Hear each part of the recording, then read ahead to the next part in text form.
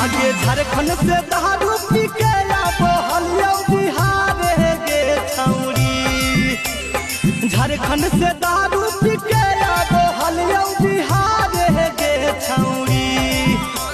Rajauli border पर धर ले एक तो बाहर गे छौरी।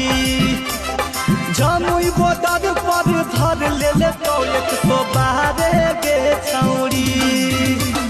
मुहा में पाई पदे के कहल फुका मारे गे छौरी। मुहा में पाई पदे के कहल फुका मारे गे छौरी। रजौली बॉर्डर पर धर ले एक तो बाहर गे छौरी। जमुई बॉर्डर पर धर ले एक तो बाहर